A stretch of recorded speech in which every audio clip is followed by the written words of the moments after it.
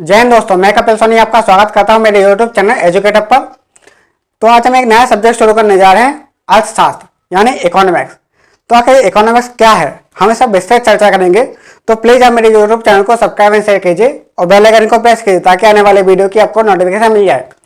तो ये हम शुरू करते हैं अर्थशास्त्र। तो सबसे पहले बात आती है कि इसके जनक कौन है। तो अगर जनक देखा जाए तो इसके जनक हैं एडम स्मिथ। कौन है? Adam Smith. Adam Smith. तो इसके जो जनक है एडम स्मिथ। तो सबसे पहली बात आती है कि इनको जनक क्यों माना जाता है, क्योंकि सबसे पहले इन्होंने क्या किया था, इनकी एक पुस्तक थी द वेल्थ ऑफ नेशंस। इनकी एक पुस्तक थी the wealth of nation, the wealth of nation. ठीक है, जो पुस्तक थी इनकी द वेल्थ ऑफ नेशन। तो द वेल्थ ऑफ नेशन में इन्होंने क्या किया था, सबसे पहले लोगों के सामने अर्थव्यवस्था के महत्व को समझाया था, अर्थशास्त्र के महत्व को समझाया था। तो इसे हम क्या बोलते हैं, इसलिए हम बोलते हैं कि जो एडम स्मिथ है, एडम स्मिथ हमारे ये अर्थशास्त्र के जनक हैं। ठीक है, उनकी पुस्तक कौन है? The wealth of Nations. तो इनकी ये पुस्तक है। तो सबसे पहले बात आती है कि अर्थशास्त्र, आखिर अर्थशास्त्र क्या है और अर्थव्यवस्था। कुछ लोगों के मन में डाउट होता होगा कि अर्थशास्त्र क्या है, अर्थव्यवस्था क्या है। आइए हम समझाते हैं। जैसे बात आती है अर्थशास्त्र और फिर बात आती है अर्थव्यवस्था, आखिर ये क्या है। तो अगर हम अर्थशास्त्र की बात करें, अर्थशास्त्र तो अर्थशास्त्र में क्या होता है, हम इस पार्ट को डिवाइड कर लेते हैं। तो ये क्या है? शास्त्र। ये क्या है? शास्त्र। शास्त्र क्या है, मतलब ये क्या है, पर्टिकुलर विषय है। ये क्या है? एक विषय है, यानी सब्जेक्ट है। ये क्या है? विषय है।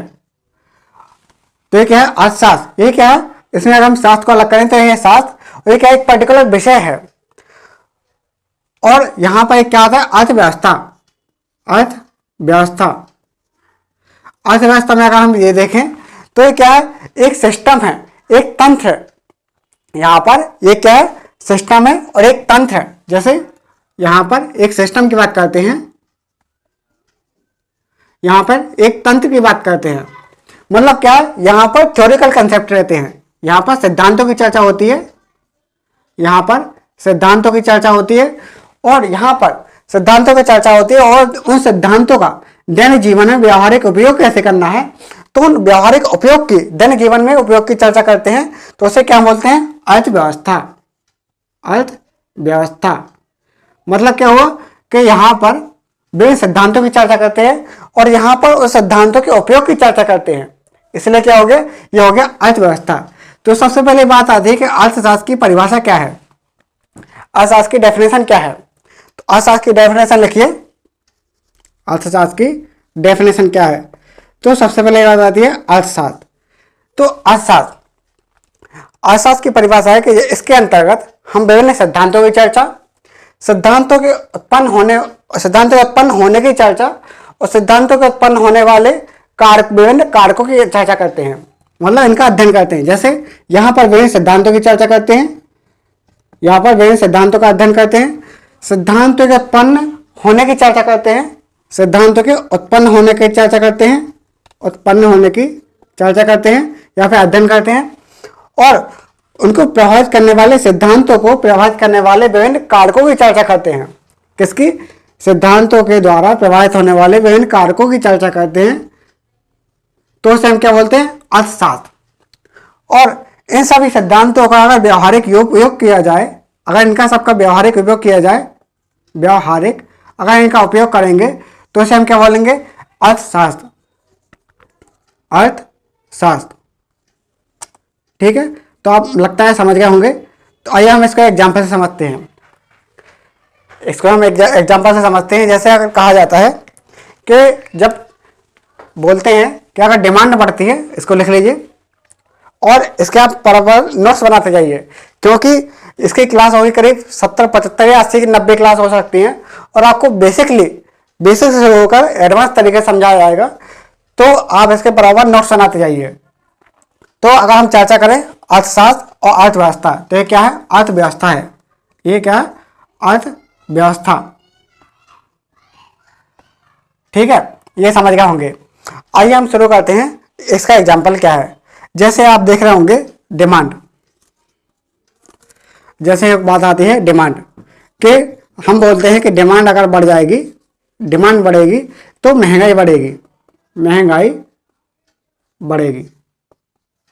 इसको हम साफ करके बता रहे हैं। जैसे बोला जाता है, एक सिद्धांत है कि अगर डिमांड बढ़ेगी तो महंगाई बढ़ जाएगी। अगर डिमांड बढ़ेगी, अगर डिमांड बढ़ेगी तो फिर क्या होगा, महंगाई बढ़ जाएगी।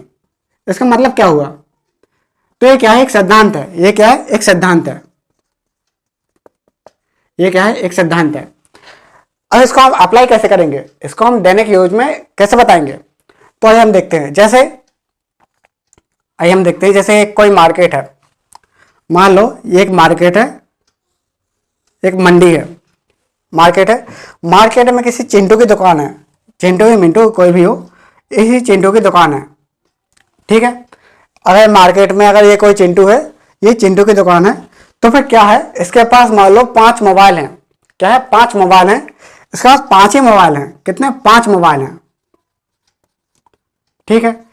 जब 5 ही मोबाइल है, फिर क्या हुआ कि एकदम से किसी ने बताया कि अरे ये मोबाइल तो बहुत अच्छे हैं, मतलब इतने बढ़िया मोबाइल हैं कि इसको लेके जिंदगी सुधर जाएगी, इतना बढ़िया मोबाइल है। तो फिर क्या करेंगे, सभी लोग इसको लेने आ जाएंगे। जिसको लेने आ जाएंगे, फिर क्या होगा, जैसे ही सभी लोग इसको लेने आ जाएंगे, तो मान लो इसका प्राइस था पहले 10,000 रुपये, ठीक है। और लेने लोग आ गए 1,000, 100 लोग आ गए लेने के लिए, 100 लोग लेने के लिए आ गए। तो अगर मान लो इसका 10,000 रुपये प्राइस था, तो उनमें से कोई अगर आदमी आया, बोला कि नहीं, हमें तो एक काम करो, ये मोबाइल दे दो, हम तो आपको 11,000 रुपये दे रहे, हम तो आपको 11,000 रुपये दे रहे, हमें मोबाइल दे दो। फिर दूसरा वाला है कि नहीं नहीं ऐसा नहीं, हम आपको दे रहे हैं 15,000 रुपये, हमें 15,000 रुपये का मोबाइल दे दो। तो फिर क्या होगा, दूसरा आ गया, फिर तीसरा आ गया, नहीं नहीं गलत कर रहे आप लोग, हमें एक काम करो, आप 20,000 रुपये का मोबाइल दे दो, लेकिन हमको ये मोबाइल चाहिए ही चाहिए है, ये मोबाइल चाहिए है, हमको ये मोबाइल दे दो। फिर क्या होगा, तो मतलब क्या हो जाएगा कि 10,000 रुपये का प्राइस था, वो सीधे सीधे क्या हो जाएगा, 20,000, 30,000, 40,000, मतलब 1,000, 1,00,000 तक भी पहुंच जाएगा इसकी रेंज। तो क्या हो जाएगा कि अगर डिमांड बढ़ी, अगर डिमांड बढ़ी, अगर डिमांड बढ़ेगी, तो फिर क्या हो जाएगा, जो प्राइस है यानी जो मूल्य है यानी कीमत है, कीमत बढ़ जाएगी। अगर डिमांड बढ़ेगी तो इनकी क्या है, कीमत बढ़ जाएगी, इनका प्राइस बढ़ जाएगा, मूल्य बढ़ जाएगा। तो ये क्या हो गया, सिद्धांत हो गया। तो अर्थशास्त्र के क्या सिद्धांत, अर्थशास्त्र की परिभाषा क्या हुई कि अर्थशास्त्र में क्या करते हैं, इसके अंतर्गत, अर्थशास्त्र के अंतर्गत क्या करते हैं, अर्थशास्त्र में विभिन्न सिद्धांतों की चर्चा, सिद्धांतों के उत्पन्न होने की चर्चा और सिद्धांतों को प्रभावित करने वाले विभिन्न कारकों की चर्चा करते हैं। और अगर उन सिद्धांतों का जब व्यवहारिक उपयोग करते हैं तो उसे क्या बोलते हैं, अर्थव्यवस्था बोल देते हैं। इसको हम क्या बोलते हैं, अर्थव्यवस्था बोल देते हैं। तो सबसे पहले बात आती है, इसकी एक और परिभाषा है, इसकी एक और परिभाषा, उसको लिखिए। इसका एक और परिभाषा देखे जाए, इसकी एक और परिभाषा है, तो इसकी एक और परिभाषा लिखिए। जैसे अर्थशास्त्र, अर्थशास्त्र की एक और परिभाषा है कि अर्थशास्त्र सामाजिक विज्ञान की वह शाखा, सामाजिक विज्ञान की वह शाखा जिसके अंतर्गत वस्तुओं और सेवाओं के उत्पादन, वितरण, उपभोग आदि की अध्ययन करते हैं। सामाजिक विज्ञान की वह शाखा जिसके अंतर्गत किसी वस्तु या सेवाओं के उपयोग जैसे अर्थशास्त्र क्या है, अर्थशास्त्र सामाजिक विज्ञान की वह शाखा है जिसके अंतर्गत वस्तु और सेवाओं के उपभोग की चर्चा, उनके उत्पादन की चर्चा, उनके वितरण आदि इन सब का अध्ययन किया जाता है। और साथ में मुद्रा के प्रवाह का भी अध्ययन किया जाता है कि मुद्रा कहाँ से आता है, कहाँ जाता है, और इसका मार्केट में क्या इफेक्ट करता है, इसके साथ ही ये क्यों जरूरी है, हम इन सब की चर्चा करते हैं। तो ये क्या हो जाएगा, ये हो जाएगा अर्थशास्त्र। अर्थशास्त्र क्या हो गया, अर्थशास्त्र समाज विज्ञान की वह शाखा है जिसके अंतर्गत वस्तुओं सेवाओं के उत्पादन, वितरण, उपभोग आदि का अध्ययन करते हैं और साथ ही मुद्रा के प्रवाह का भी अध्ययन करते हैं कि मुद्रा कहाँ से आ रही है, कहाँ जा रही है और इसका उपयोग क्या है और विभिन्न चीज़ों को ये कैसे प्रभावित करता है, मार्केट में किस प्रकार अपना प्रभाव छोड़ती है। तो हम इन सब का अध्ययन करते हैं। तो ये क्या हो जाएगा, तो ये हो जाएगा अर्थशास्त्र। और फिर बात आती है अर्थव्यवस्था क्या है। तो अर्थव्यवस्था एक सिस्टम है या एक तंत्र है जिसके अंतर्गत हम सभी आर्थिक गतिविधियों का संचालन होता है। एक ऐसा सिस्टम है, अर्थव्यवस्था क्या है, एक सिस्टम है, एक तंत्र है जिसके अंतर्गत सभी आर्थिक गतिविधियों का संचालन होता है और हम अर्थशास्त्र के सिद्धांतों का जब व्यावहारिक उपयोग करते हैं तो उसे हम क्या बोल देते हैं, जब अर्थशास्त्र के सिद्धांतों का जब व्यावहारिक उपयोग कर देते हैं तो उसे हम बोलते हैं अर्थव्यवस्था। इसे हम क्या बोल देते हैं, अर्थव्यवस्था बोल देते हैं। तो सबसे पहले बात आ जाए ब्रांच ऑफ इकोनॉमिक्स, यानी अर्थशास्त्र की कितने प्रकार हैं, इसके कितने प्रकार हैं, इसकी कितनी शाखाएं हैं। आइए हम देखते हैं शाखाएं।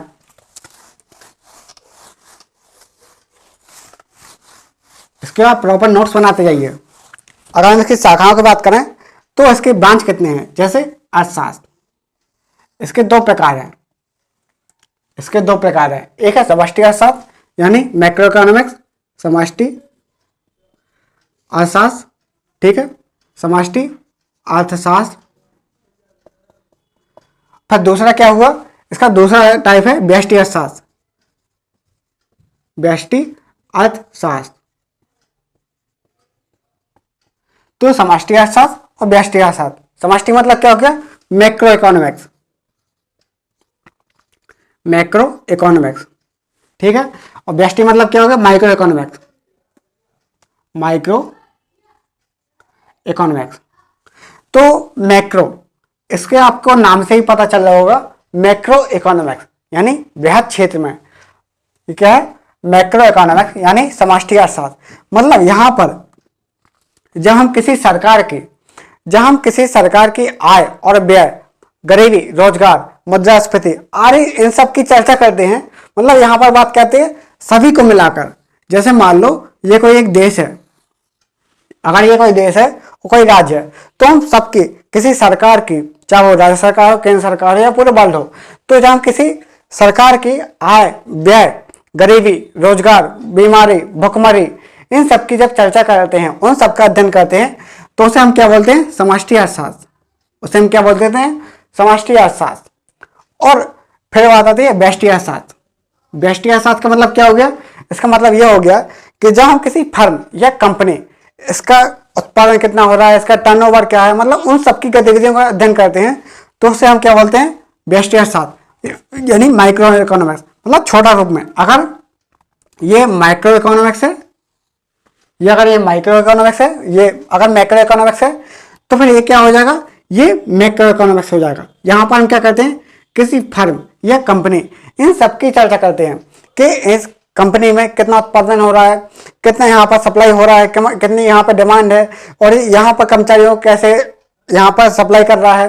तो हम इन कंपनी की यहाँ पर पर्टिकुलर व्यक्ति का चर्चा करते हैं, तो उसे हम क्या बोल देते हैं, व्यष्टि अर्थशास्त्र। क्या बोलते हैं, व्यष्टि अर्थशास्त्र। जैसे अभी हमने बताई थी अर्थशास्त्र की परिभाषा के क्या है, सिद्धांत और उनके सिद्धांत का उपयोग। तो इसमें एक चीज आती है, जैसे मैं एक चीज भूल गया था, जैसे आता है अर्थशास्त्र। अगर ये अर्थशास्त्र है, अगर ये अर्थशास्त्र है, अगर ये अर्थशास्त्र है, तो ये क्या हो जाएगा, अर्थव्यवस्था हो जाएगा, अर्थव्यवस्था हो जाएगा। मतलब क्या हुआ, मतलब यह हुआ कि अगर ये कोई सब्जेक्ट है, अगर ये कोई सब्जेक्ट है, अर्थशास्त्र कोई सब्जेक्ट है, तो उस सब्जेक्ट का छोटा सा भाग है क्या, अर्थव्यवस्था। इसका हम क्या बोलते हैं, इकोनॉमिक्स। इसके क्या हम बोलते हैं, इकोनॉमिक्स। उसको बोलते हैं इकोनॉमी। इसे हम क्या बोलते हैं, इसे बोलते हैं हम इकोनॉमी। तो यहाँ पर उम्मीद करता हूँ कि आप लोग समझ गए होंगे। तो आइए हम इसकी आगे बात करते हैं। हम कहते हैं अर्थव्यवस्था का वर्गीकरण। अगर हम अर्थव्यवस्था का वर्गीकरण करें तो अर्थव्यवस्था कितने प्रकार की होती है, आइए हम चर्चा करते हैं। जैसे अर्थव्यवस्था के हम दो प्रकार से देखते हैं। अगर हम अर्थव्यवस्था को देखें तो इसके हम दो प्रकार से देखते हैं। जैसे इसके दो प्रकार है। सबसे पहले बात आती है कि सरकार के हस्तक्षेप के आधार पर, राज्य या सरकार के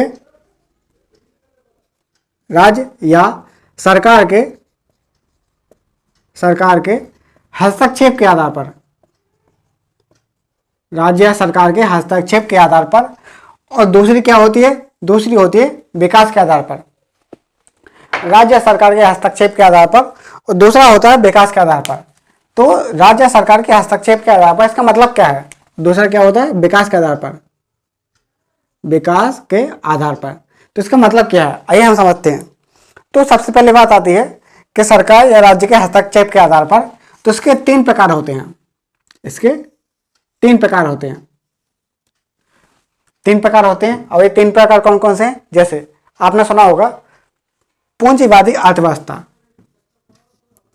पूंजीवादी अर्थव्यवस्था, ठीक है, एक होती है पूंजीवादी अर्थव्यवस्था।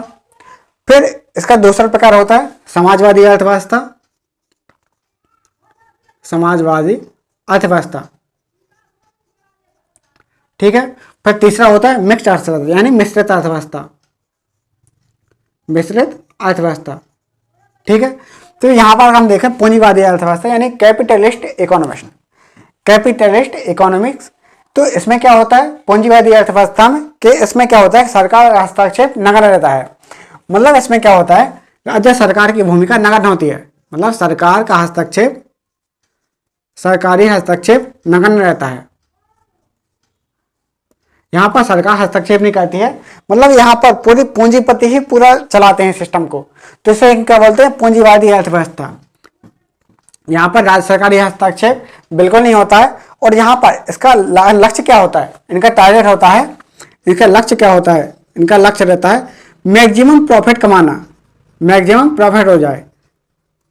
मतलब इनका लक्ष्य क्या होता है मैक्सिमम प्रॉफिट कमाना। जैसे अगर पूंजीवादी अर्थव्यवस्था है, कैपिटलिस्ट इकोनॉमिस्ट है, तो इसमें क्या होता है कि मैक्सिमम प्रॉफिट कमाना इनका टारगेट रहता है। और इसमें क्या होता है जब मैक्सिमम प्रॉफिट की बात करेंगे तो फिर इसमें कंपटीशन भी बढ़ेगा। इसमें क्या होता है कंपटीशन भी बढ़ जाता है, ठीक है। इसमें क्या है प्रतिस्पर्धा भी होती है कि नहीं हमको भी अच्छा सामान देना है, हमको भी अच्छा सामान देना है। तो इसमें क्या है जैसे मान लो एक मार्केट है, इसको एग्जाम्पल समझाते हैं। जैसे अगर मान लो एक मार्केट है, मार्केट में 10 व्यापारी हैं, 10 व्यापारी हैं, ठीक है। अगर ये मार्केट है, मार्केट में 10 व्यापारी हैं, चिंटू मिंटू गोलू मोलू जितने भी हैं सभी यहाँ पे व्यापारी हैं। वो क्या कर रहे हैं सामान को बेच रहे हैं। तो बात आती है कि ये क्या पूंजीवादी अर्थव्यवस्था। अगर ये पूंजीवादी अर्थव्यवस्था है, क्या है पूंजीवादी अर्थव्यवस्था, तो इसमें क्या होगा इन सबका उद्देश्य होगा अधिकतम लाभ कमाना। इनका उद्देश्य क्या होगा अधिकतम लाभ कमाना। वो लाभ कब कमा पाएंगे जब यहाँ पर इनके पास ग्राहक आएंगे। ग्राहक कब आएंगे जब यहाँ पर सामान अच्छा देंगे, अच्छी क्वालिटी का सामान देंगे। तो यहाँ पर क्या होगा अच्छी क्वालिटी का सामान देंगे तभी यहाँ पर इनके पास ग्राहक आएंगे। फिर से क्या होगा इससे ये प्रभाव पड़ता है कि यहाँ पर चीज़ों की गुणवत्ता यानी क्वालिटी सुधर जाती है, यहाँ पर क्वालिटी इंप्रूवमेंट हो जाता है। तो पूंजीवादी अर्थव्यवस्था में क्या होता है सरकारी हस्तक्षेप नगण्य रहता है। और यहाँ का लक्ष्य क्या होता है मैक्सिमम प्रॉफिट कमाना रहता है, और मैक्सिमम प्रॉफिट कमाना रहता है। और साथ में इसमें बहुत कंपटीशन होता है। कंपटीशन के साथ इसमें यह हो जाता है कि यहाँ पर क्वालिटी का इंप्रूवमेंट हो जाता है। और इसके बाद क्या होता है लेकिन इसमें एक और इफेक्ट रहता है। जैसे पूंजीवादी अर्थव्यवस्था में एक और चीज़ हो जाती है जैसे कालाबाजारी। अब ये कालाबाजारी ब्लैक मार्केटिंग क्या है कालाबाजारी। अब ये कालाबाजारी क्या है आइए समझते हैं। जैसे एक मार्केट है, जैसे एक मार्केट है, यहाँ पर यही देख ले रहे जैसे एक मार्केट है, ठीक है। ये पूंजीवादी अर्थव्यवस्था के मार्केट है। तो यहाँ पे क्या है बहुत सारे व्यापारी हैं और यहाँ पर सरकार हस्तक्षेप नहीं कर रही है, यहाँ पर सरकार हस्तक्षेप नहीं कर रही है, ठीक है। तो यहाँ पे ये मार्केट है, यहाँ पर बहुत सारे गेहूँ हैं, इनके पास गेहूँ है, पूरा मार्केट इन्होंने सोख लिया है। 10 लोग हैं चिंटू मिंटू गोलू मोलू, ये सब लोग हैं जो क्या पूरे गेहूँ को रखे हैं। फिर ने क्या कर दिया एक तय कर दिया, सरकार तो यहाँ पर कुछ नहीं बोल रही है, तो इन लोगों ने क्या कर दिया जो गेहूँ है गेहूँ का सप्लाई पहले रोक दिया। फिर क्या होगा हमने एक कंसेप्ट बताया था कि अगर डिमांड बढ़ेगी तो महंगाई बढ़ेगी। तो उन महंगाई को कंट्रोल करने के लिए सप्लाई को भी कंट्रोल करना पड़ेगा। तो यहाँ पर सप्लाई भी यहाँ पर हमको डालनी पड़ेगी। जैसे क्या होता है जैसे मार्केट में गेहूँ है 1000 क्विंटल गेहूँ है और सब इन्हीं लोगों ने सोख के रख लिया और बोला कि हम निकालेंगे नहीं। फिर क्या हो जाएगा जब डिमांड बढ़ जाएगी तो इनके प्राइस बढ़ जाएंगे, जब प्राइस बढ़ जाएंगे तब ये निकालेंगे। तो क्या हो जाएगा इसमें सरकारी हस्तक्षेप नहीं रहता है, मतलब उसमें कालाबाजारी होती है। कालाबाजारी होने के बाद वस्तुओं का प्राइस बढ़ जाता है। तो हमने ये सीखा पूंजीवादी अर्थव्यवस्था, इसके क्या नुकसान है और इसमें क्या होता है मूल्य का प्रवाह का भी पता नहीं चलता है। क्या है मूल्य का प्रवाह कहाँ हो रहा है कैसे हो रहा है जैसे पता नहीं चल रहा है। अरे भाई ये इतना अमीर कैसे हो गया, इतना गरीब कैसे हो गया। मतलब जैसा अगर मान लो कोई व्यापारी है उसकी संपत्ति दिन पर दिन बढ़ती जा रही है, बहुत ज़्यादा संपत्ति बढ़ती जा रही है। तो क्या हुआ, पता नहीं चलता कि है उसकी संपत्ति बढ़ कैसे रही है, क्योंकि कालाबाजारी कर रही है, कालाबाजारी हो रही है। और यहाँ पर क्या होता है पूंजीवादी अर्थव्यवस्था में कि आय की असमानता बढ़ जाती है। यहाँ पर आय की असमानता, यहाँ पर आय की असमानता बढ़ती है। पूंजीवादी अर्थव्यवस्था में क्या होता है कि यहाँ पर आय की असमानता बढ़ती है। जैसे जो गरीब है गरीब होता जा रहा है, जो अमीर है अमीर होता जा रहा है, मतलब यहाँ पर ये परेशानियां हैं। फिर यहाँ पर बात आती है एक समाजवादी अर्थव्यवस्था। अभी हमने देखा पूंजीवादी अर्थव्यवस्था, इसको आप नोट कर लीजिए। फिर हम देखते हैं समाजवादी अर्थव्यवस्था। तो ये समाजवादी अर्थव्यवस्था क्या होती है? तो समाजवादी अर्थव्यवस्था वो अर्थव्यवस्था होती है जहाँ पर सरकार का हस्तक्षेप सरकार की बहुत भूमिका होती है। मतलब यहाँ पर क्या होता है, ये नियंत्रित या योजनागत अर्थव्यवस्था बोलते हैं। समाजवादी अर्थव्यवस्था को क्या बोलते हैं? नियंत्रित या योजनागत अर्थव्यवस्था बोलते हैं। मतलब उत्पादन, उपभोग, वितरण, इन सब पर सरकारी हस्तक्षेप रहता है। मतलब सरकार की भूमिका बहुत रहती है, जैसे पूरा ही लगभग नियंत्रण रहता है। जैसे इसको हम क्या बोलते हैं? नियंत्रित। इसको हम क्या बोलते हैं? नियंत्रित या योजनागत अर्थव्यवस्था। नियंत्रित या योजनागत अर्थव्यवस्था। नियंत्रित या योजनागत अर्थव्यवस्था, इसका मतलब क्या हुआ? अर्थव्यवस्था या अर्थशास्त्र। तो इसका मतलब क्या हुआ? इसका मतलब यह हुआ कि किसी फर्म का, किसी कंपनी का, किसी देश का उत्पादन कितना होगा, उसका वितरण कितना होगा, और उसका कंज्यूम कितना होगा, और इसके बाद वहाँ की डिमांड कैसे रहेगी, और उसके बाद हर चीज़ में सरकारी हस्तक्षेप रहेगा। मतलब सरकार ही तय करेगी कि वहाँ पर कितना उत्पादन होना है। जैसे मान लो आप अभी अगर देख रहे होंगे तो आपको अगर मोबाइल चाहिए तो मोबाइल खरीद लेंगे, पैसे दो मोबाइल खरीद लिया। या फिर आपने कोई मकान खरीदना, मकान खरीद लिया। जैसे आपने एक मकान खरीदा, मान लो एक घर हो गया, ठीक है, आपको एक घर चाहिए तो एक घर खरीद लेंगे, ठीक है। अब ये देख रहे होंगे आपको घर चाहिए तो आप पैसे देंगे और आप एक घर खरीद लेंगे। लेकिन ये कब होता है? ये होता है पूंजीवादी अर्थव्यवस्था में। पूंजीवादी अर्थव्यवस्था में होता है कि आपको जब कोई सामान चाहिए आपको मिल जाएगा। लेकिन जब समाजवादी अर्थव्यवस्था होती है तो यहाँ पर उत्पादन, उपभोग पर पूरा नियंत्रण होता है सरकार का। यहाँ पर क्या होता है, जैसे घर, तो सरकार ये देखेगी कि आपके पास अगर पहले से घर है तो ये लेकर क्या करोगे आप? मरना है क्या? जब मर जाओगे तो नंगे आए थे नंगे ही जाना है, खाली हाथ आए थे खाली आ जाओगे। तो घर का क्या करोगे? एक ही घर ले लिया, बस चलते रहो। तो मतलब ये है, यहाँ पर उत्पादन उपभोग पर पूरा नियंत्रण रहता है सरकार का। तो ऐसे हम क्या बोलते हैं? सरकारी, यहाँ समाजवादी अर्थव्यवस्था बोलते हैं। यहाँ पर क्या होता है? यहाँ पर जन कल्याण की भावना रहती है। मतलब इसमें क्या होता है कि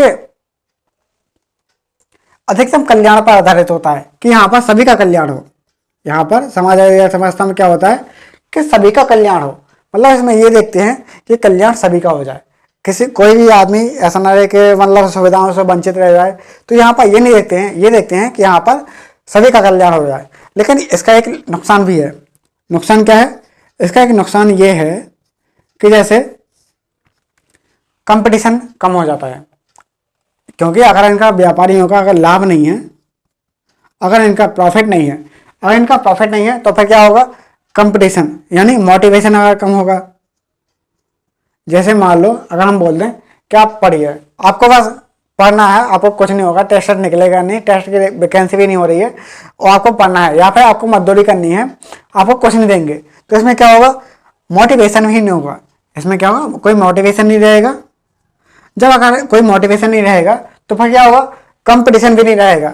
अगर मोटिवेशन नहीं होगा तो फिर क्या होगा? कंपटीशन भी नहीं होगा, ठीक है। अगर कंपटीशन नहीं होगा तो फिर क्या होगा? जब मोटिवेशन नहीं होगा, कंपटीशन भी नहीं होगा, तो फिर क्या होगा? जो नागरिकों को सुविधाएं हैं, सुविधाएं भी कम मिलेगी।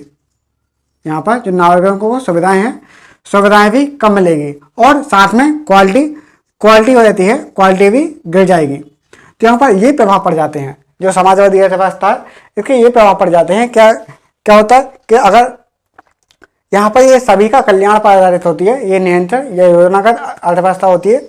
और यहाँ पर इसका नुकसान क्या होता है कि अधिकतम यहाँ पर लाभ की मनोकामना नहीं होती है, बल्कि सभी का कल्याण हो, इस पर ये ध्यान रखते हैं। और यहाँ पर कोई मोटिवेशन नहीं होता है, और साथ में कोई कंपटीशन नहीं रहता है। जब कंपटीशन नहीं होगा तो क्या हो? तो नागरिकों को सुविधाएं भी कम मिलेंगी, सुविधाओं के साथ इसमें क्वालिटी भी गिर जाएगी। तो यहाँ पर हमको ये देखने पर यहाँ पर ये समझ में आ रहा है। हम देखते हैं मिश्रित अर्थव्यवस्था। तो देखो अभी हमने क्या देखा, पूंजीवादी अर्थव्यवस्था, समाजवादी अर्थव्यवस्था, हम देख रहे हैं मिश्रित अर्थव्यवस्था। आइए हम मिश्रित अर्थव्यवस्था देखते हैं। तो उम्मीद करता हूँ कि आपको समझ में आ रहा होगा, और कोई अगर डाउट है तो आप कमेंट सेक्शन में बता दीजिए। हाँ, तो अगर हम देखते हैं मिश्रित अर्थव्यवस्था। अब चूंकि हम समझते हैं मिश्रित अर्थव्यवस्था, अब ये क्या है आइए हम समझते हैं। जैसे कहा जाए तो भारत की अर्थव्यवस्था 1990 तक ये कैसी थी, ये भारत की अर्थव्यवस्था है, ये भारत की अर्थव्यवस्था है। सॉरी इनका एग्जाम्पल देना भूल गया। जैसे पूंजीवादी अर्थव्यवस्था का एग्जाम्पल क्या हो गया, अमेरिका, कनाडा की अर्थव्यवस्था, अमेरिका कनाडा की अर्थव्यवस्था, ठीक है, ये क्या हो गया, इसके एग्जाम्पल हो गए। और समाजवादी अर्थव्यवस्था जैसे आप देख रहे होंगे, समाजवादी जैसे दक्षिण कोरिया, यहाँ पर सरकार ही सब कुछ तय करेगी कि आखिर तुम्हारा उत्पादन कितना होगा, सप्लाई कितनी होगी। तो मतलब सरकार ही पूरा तय करती है कि किसी को कितना बांटना है, कितना देना है, किसकी ज़रूरत कितनी है। फिर आती है मिश्रित अर्थव्यवस्था। अब क्या हो रहा है कि जैसे 1990 के पहले, अगर 1990 के पहले अगर देखा जाए तो भारत में क्या है, दोनों है, पूंजीवादी भी है और समाजवादी। मतलब मिश्रित में क्या होता है, मिश्रित में पूंजीवादी भी रहती हैं, पूंजीवादी और समाजवादी का मिश्रण होता है, पूंजीवादी और समाजवादी का मिश्रण रहता है। तो भारत में क्या था, 1990 के पहले भारत ने पूंजीवादी और समाजवादी का मिश्रण ही अपनाया। तो अगर देखा जाए 1990 के पहले क्या था, 1990 के पहले यहाँ पर समाजवादी लक्षण ज़्यादा थे, अपेक्षाकृत पूंजीवादी अर्थव्यवस्था से। पूंजीवादी अर्थव्यवस्था इसका मतलब क्या हुआ कि यहाँ पर समाजवादी लक्षण ज़्यादा थे, मतलब करीब 70 से 75%। यहाँ पर किसी बुक में 70, किसी में 75 है। तो 70-75% समाजवादी लक्षण थे और पूंजीवादी यहाँ पर लक्षण थे करीब 25 से 30%। 25 से 30% यहाँ पर पूंजीवादी लक्षण थे। लेकिन फिर क्या हो गया 1990 के बाद, 1990 के बाद क्या हुआ, 1990 के बाद क्या हुआ, जो समाजवादी लक्षण है, जो समाजवादी लक्षण क्या हो गया, ये करीब 25 से 30% हो गए। और जो पूंजीवादी लक्षण है, समाजवादी लक्षण है, 25 से 30% हो गए। और जो पूंजीवादी लक्षण है वो करीब 70 से 75% हो गए, 70 से 75%। मतलब क्या हुआ कि यहाँ पर सरकार की भूमिका तो रहेगी लेकिन कंट्रोल में रहेगी, सरकार की भूमिका रहेगी लेकिन कंट्रोल में रहेगी। जैसे आप देख रहे होंगे कोई मार्केट है, ये बहुत ही इंटरेस्टिंग सब्जेक्ट है, आपको बहुत मजा आएगा, इतना मजा आएगा कि समझ लो कि सबसे इंटरेस्टिंग सब्जेक्ट हो जाएगा, इसलिए आपको ध्यान से देखेंगे इसको। जैसे मार्केट है, मार्केट में चिंटू है, मिंटू है, गोलू है, मोलू है, बंटी है, संटी है, चुन्नू है, मुन्नू है, और जो भी हैं व्यापारी हैं, इतने सारे व्यापारी हैं। तो ये क्या कर रहे हैं, मार्केट में बहुत सारे गेहूं है, जैसे अनाज है, ठीक है। इन लोगों ने कार्टेल बना लिया और बोलेंगे कि हम क्या करेंगे, हम सप्लाई रोक देंगे। जब सप्लाई रोक देंगे तो फिर क्या होगा, जब सप्लाई रोक देंगे तो उससे क्या होगा कि चीज़ों के प्राइस बढ़ने लगेंगे। अगर सप्लाई रोक दिया तो क्या डिमांड बढ़ जाएगी, डिमांड बढ़ेगी तो उनको चीज़ों के प्राइस बढ़ जाएंगे। जब प्राइस बढ़ेंगे तो बहुत ज़्यादा प्राइस हो जाएगा। जैसे अभी देख रहे होंगे गेहूँ करीब 25 रुपये किलो होगा, 25 रुपये किलो पर के जी, 25 रुपये पर के जी यहाँ पर गेहूँ का प्राइस है अगर, ठीक है। तो इसमें अगर सभी लोगों ने कार्टेल बना लिया और प्राइस बढ़ा जा रहे हैं तो क्या हो जाएगा, 50 रुपये किलो हो जाएगा, 50 रुपये किलो हो जाएगा। और फिर धीरे धीरे और प्राइस बढ़ा देंगे। मतलब क्या है, अगर सरकार की भूमिका नहीं रहेगी तो प्राइस बढ़ जाएंगे। तो सरकार क्या करेगी, सरकार का एक होता है पीडीएस सिस्टम, मतलब सार्वजनिक वितरण प्रणाली, जो एमएसपी का गेहूँ खरीदते हैं फिर एफसीआई के गोदाम में रखते हैं, तो वही वाला गेहूँ है, उसको यहाँ पे रख लिया, तो पीडीएस सिस्टम में उसको बढ़वा दिया। तो फिर क्या हुआ, 1 रुपये किलो गेहूँ, 2 रुपये किलो चावल, जब ऐसा बढ़ देंगे तो क्या हो जाएगा, लोगों को खाने को मिल जाएगा। तो फिर इन लोग का मोटिवेशन जो है प्राइस बढ़ा रहे थे वो सब भूल जाएंगे, क्योंकि लोगों को खाने के लिए मिल रहा है। गरीब लोगों को ये क्या करेंगे, प्राइस बढ़ा देंगे। और इसके साथ जो मंडी है, मंडी में एक व्यापारी अपना खड़ा कर देंगे और कहेंगे लो तुम बेचो। तो यहाँ पर ये लोग क्या करेंगे, लो 20 रुपये किलो बेच देंगे। मतलब ये सोच रहे थे कि 25 किलो से 30 रुपये किलो कर दें, 50 रुपये किलो कर दें। लेकिन मार्केट में क्या हो गया, सरकारी आदमी आया उसने क्या कर दिया, 20 रुपए किलो दे दिया। पीडीएस में जो गरीब लोग हैं उनको 1 रुपए किलो, 2 रुपए किलो दे दिया, और मार्केट में अपना आदमी बैठा दिया, उसको बोल दिया कि नहीं अब तुम एक काम करो, 20 रुपए किलो, 30 रुपए किलो, 20 रुपए किलो, 15 रुपए किलो, ऐसे गेहूं बांटो। तो इससे क्या हो जाएगा, इससे हो जाएगा कि जो महंगाई है, महंगाई कंट्रोल में आ जाएगी। इसको जो महंगाई है, महंगाई कंट्रोल में आ जाएगी। तो हमने देखा, क्या देखा अभी हमने, सरकार या राज्य या सरकार के हस्तक्षेप के आधार पर हमने 3 प्रकार की अर्थव्यवस्था देखी, पूंजीवादी अर्थव्यवस्था, समाजवादी अर्थव्यवस्था और मिश्रित अर्थव्यवस्था। कितनी देखी, पूंजीवादी अर्थव्यवस्था, समाजवादी अर्थव्यवस्था और मिश्रित अर्थव्यवस्था। हम देख रहे हैं क्या, विकास के आधार पर, विकास के आधार पर अर्थव्यवस्था कितने प्रकार की होती है, इसको आप नोट कर लीजिए। तो विकास के आधार पर अर्थव्यवस्था 3 प्रकार की होती है। एक होती है अल्प विकसित, विकासशील और विकसित अर्थव्यवस्था। जैसे अल्प विकसित, विकासशील और विकसित अर्थव्यवस्था। तो आखिर ये क्या है, आइए हम देख लेते हैं। जैसे यहाँ पर एक आपको अर्थव्यवस्था के क्षेत्र का आपको पता होगा। पहले हम चर्चा करते हैं अर्थव्यवस्था के क्षेत्र। तो अर्थव्यवस्था के क्षेत्र कौन कौन से होते हैं, आइए हम चर्चा करते हैं। जैसे आप हेडिंग डाल लीजिए अर्थव्यवस्था के क्षेत्र। ये विकास के पहले एक टॉपिक समझाना पड़ेगा, अर्थव्यवस्था के यहाँ पे क्षेत्र। हम अर्थव्यवस्था के क्षेत्र की चर्चा करते हैं। तो यहाँ पर पहले आता है प्राथमिक क्षेत्र, यानी प्राइमरी सेक्टर। प्राथमिक क्षेत्र, प्राथमिक क्षेत्र अभी हम शॉर्ट में बता रहे हैं, बाकी अगली क्लास में इनको डिटेल में बताएंगे। जैसे आता है प्राथमिक क्षेत्र। तो प्राथमिक क्षेत्र में क्या होता है, कृषि या खनन, कृषि, खनन आदि से जुड़े हुए क्षेत्र क्या होते हैं, प्राथमिक क्षेत्र होते हैं। कृषि, खनन आदि से जुड़े हुए क्षेत्र प्राथमिक क्षेत्र होते हैं। और फिर आता है द्वितीय क्षेत्र, यानी प्राइमरी। प्राथमिक क्या था, प्राइमरी, ठीक है। फिर आता है द्वितीय क्षेत्र। द्वितीय क्षेत्र क्या होते हैं, द्वितीय क्षेत्र जो होते हैं, द्वितीय क्षेत्र यानी जब इनका मैन्युफैक्चर कर देंगे। जैसे आपके पास गेहूं आ गया, अब किसी फैक्ट्री में जाएंगे तो वहां से बिस्किट बनेगा। जब बिस्कुट बनेगा तो उसमें क्या कोई मैन्युफैक्चरिंग हो रही है, मशीनों का द्वारा काम हो रहा है। तो उसे हम क्या बोल देंगे, द्वितीय क्षेत्र यानी विनिर्माण क्षेत्र, विनिर्माण क्षेत्र, ठीक है। विनिर्माण उद्योग वगैरह ये सब होगा। इसके बाद आता है तृतीय क्षेत्र, तृतीय क्षेत्र यानी टर्शियरी सेक्टर, तृतीय क्षेत्र। अब तृतीय क्षेत्र क्या हो जाएगा, तृतीय क्षेत्र वो हो जाएगा जैसे सर्विस सेक्टर। ये क्या होता है, सर्विस सेक्टर। सर्विस सेक्टर में क्या होता है, जैसे सामान तो यहाँ पे बन गया, फिर उसको कौन ले जाएगा, तो यहाँ पर कोई वो आएंगे, गाड़ी वाले आएंगे, वो यहाँ पर सामान ले जाएंगे। ट्रांसपोर्टेशन वाले हो गए, व्यापारी लोग हो गए, और उसके बाद जो किराने व्यापारी होगा, तो ये क्या सप्लाई करेंगे। तो ये क्या है, ये क्या सर्विस सेक्टर हो गया। तो प्राथमिक क्षेत्र ये क्या, कृषि और खनन से जुड़े हुए लोग। विनिर्माण क्षेत्र क्या हो जाएगा, द्वितीय क्षेत्र हो जाएगा। और सर्विस सेक्टर क्या हो जाएगा, तृतीय क्षेत्र यानी जो सेवाएं देते हैं, यानी सेवा क्षेत्र, सेवा क्षेत्र। जैसे ट्रांसपोर्टेशन हो गया, किराने की दुकान हो गई, जैसे मैं पढ़ा रहा हूँ तो ये भी सर्विस हो गई। और एक चौथा क्षेत्र भी होता है, और एक पंचम क्षेत्र भी होता है। चौथा क्षेत्र क्या होता है, मतलब टेक्नोलॉजी से जुड़े हुए क्षेत्र, यानी जब टेक्नोलॉजी का यूज करते हैं तो वो हो जाएगा चौथा क्षेत्र। और पंचम क्षेत्र क्या होता है, मतलब नीति निर्धारक क्षेत्र होता है। पंचम क्षेत्र क्या होता है, जो पंचम क्षेत्र होता है, पंचम क्षेत्र वो होता है जो नीति निर्माण में महत्वपूर्ण भूमिका निभाते हैं। जैसे कलेक्टर हो गया, या फिर किसी कंपनी का मालिक ही हो गया, तो ये क्या हो जाएगा, ये पंचम क्षेत्र में आ जाएगा।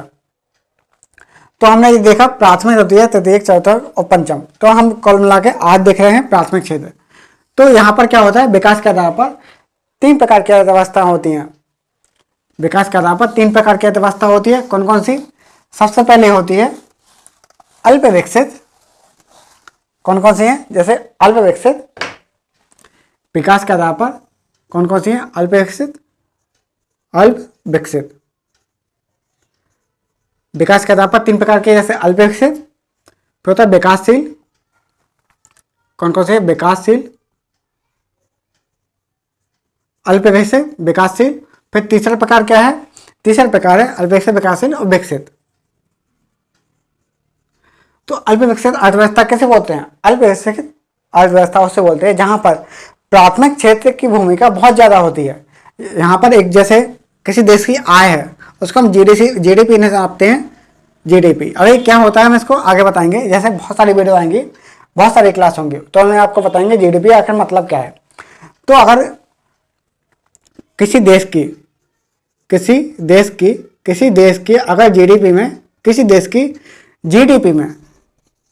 अगर किसी देश की जीडीपी में जो प्राथमिक क्षेत्र है, प्राथमिक क्षेत्र की भूमिका बहुत ज़्यादा हो, कंपेरिजन टू द्वितीयक क्षेत्र एंड तृतीयक क्षेत्र। जो प्राथमिक क्षेत्र है उसकी भूमिका बहुत ज़्यादा हो द्वितीयक क्षेत्र और तृतीयक क्षेत्र से। मतलब इसका मतलब क्या हुआ? इसका मतलब यह हुआ कि वहाँ पर कृषि बहुत ज़्यादा हो रही है लेकिन कच्चा माल है, कृषि हो रही है, खनन हो रहा है, कच्चा माल है। वहाँ पर द्वितीयक क्षेत्र और तृतीयक क्षेत्र है ही नहीं है। मतलब जो आय है यहाँ पर द्वितीयक क्षेत्र और तृतीयक क्षेत्र से बहुत कम होती है। इसका मतलब क्या हुआ कि वहाँ पर कोई फैक्ट्री भी नहीं होगी, ठीक है, फैक्ट्री भी नहीं होगी। इसके अलावा वहाँ पर टेक्नोलॉजी भी नहीं होगी, टेक्नोलॉजी भी वहाँ पर बहुत कम होगी। फिर वहाँ पर विकास भी बहुत कम होगा, मतलब वहाँ पर विकास नहीं हो पाएगा। तो मतलब ये बहुत सारी चीज़ें रहती हैं जो अल्प विकसित में है। मतलब अगर मान लो क्या हुआ, अगर 100 रुपये है, अगर मान लो 100 रुपये, कोई देश अगर 100 रुपये कमाता है तो 100 रुपये में से 50% से ज़्यादा कृषि क्षेत्र से आ रहा है या खनन क्षेत्र से आ रहा है, प्राइमरी सोर्स से आ रहा है, तो उसे हम क्या बोलते हैं? उससे बोलते हैं हम अल्प विकसित। फिर दूसरी बात आती है विकासशील। विकासशील क्या होता है? जैसे अल्प विकसित, फिर आता है विकासशील। विकासशील क्या होता है? विकासशील का मतलब यह है जहां पर जो प्राइमरी सेक्टर है, प्राइमरी सेक्टर इसकी भूमिका कम हो रही हो, प्राइमरी सेक्टर की भूमिका कम हो रही हो, और जो सेकेंडरी सेक्टर है, secondary sector and tertiary sector, इसकी भूमिका बढ़ रही हो। जो प्राथमिक क्षेत्र है इसकी भूमिका कम हो रही हो, और जो द्वितीयक क्षेत्र है, तृतीयक क्षेत्र है, इसकी भूमिका बढ़ रही हो। तो इसमें क्या बोलते हैं? इसे हम बोलते हैं विकासशील अर्थव्यवस्था।